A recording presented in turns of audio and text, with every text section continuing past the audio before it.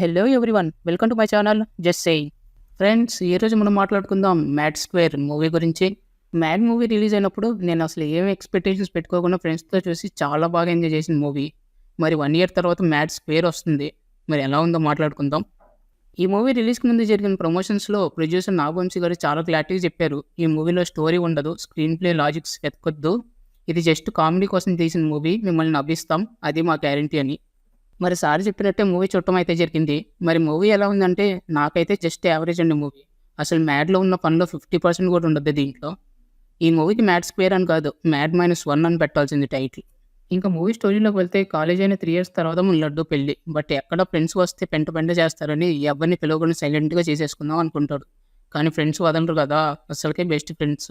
లడ్డు పెళ్ళి అని తెలుసుకుని వాలిపోతారు. అండ్ యాజ్ ఎక్స్పెక్టెడ్ లడ్డు పెళ్ళి అయిపోతుంది. దాంతో లడ్డు అండ్ వైఫ్ వెళ్ళాల్సిన హనీమూన్ గోవా ట్రిప్కి లడ్డు అండ్ ఫ్రెండ్స్ వెళ్తారు. మరి గోవాలో ఈ బ్యాచ్ చేసిన రచ్చింటో తెలుసుకోవటమే ఈ మూవీ. మూవీ స్టార్టింగ్ అయితే మంచి ఫన్ నోట్తోనే స్టార్ట్ అవుతుంది. అండ్ ఫస్ట్ 20 minutes ప్రోగ్రెస్ కూడా చాలా బాగుంటుంది. లడ్డు పెళ్లి ఆగిపోయేదాకా కూడా మూవీ ఈజ్ గుడ్. బట్ ఎప్పుడైతే లడ్డు పెళ్లి ఆగిపోయి మూవీ బ్యాక్డ్రాప్ లడ్డు పెళ్లి నుంచి గోవాకి షిఫ్ట్ అవుతుందో అక్కడి నుంచి మూవీ డౌన్ అవుతానే ఉంటుంది. అండ్ ఫస్ట్ పార్ట్లో హిట్ అయిన కొన్ని సీన్స్ని రీక్రియేట్ చేయడానికి చూశారు, కానీ వర్కౌట్ అయినట్టు నాకైతే అనిపించలేదు. అండ్ రొటీన్ క్రింజ్ ఫీల్ వచ్చింది నాకైతే. ఈ మూవీలో విలన్గా సునీల్ యాక్ట్ చేశారు. అస్సలు బాగా రాసుకోలేదు ఆ క్యారెక్టర్ని. అండ్ ఎక్కడ ఆ క్యారెక్టర్తో కామెడీ వర్కౌట్ అయినట్టయితే నాకైతే అనిపించలేదు. ఇంకా సెకండ్ హాఫ్లో ఆ పోలీస్ ఇన్వెస్టిగేషన్ అన్న పేరుతో అక్కడ చూపించింది అయితే క్రింజ్కి కేర్ ఆఫ్ అడ్రస్ అనే చెప్పుకోవాలి.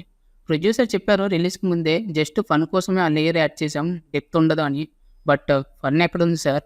ఇంకా మూవీలో పాజిటివ్స్ ఏంటంటే లడ్డు అండ్ వాళ్ళ ఫాదర్ క్యారెక్టర్, వాళ్ళ స్క్రీన్ మీద కనిపించినంతసేపు నవ్వుకుంటాం. వీళ్ళు కాకుండా మిగతా క్యారెక్టర్స్ అనే జస్ట్ ఓకే. ఇంకా ఈ movie background music is good. But సాంగ్స్లో ఒక్క స్వాతిరెడ్డి సాంగ్ మినహాయించి మిగతావన్నీ జస్ట్ బిలో యావరేజ్ అనే చెప్పాలి. ఈ మూవీకి 2 మ్యూజిక్ డైరెక్టర్స్ పనిచేశారు, తెలుసా మీకు?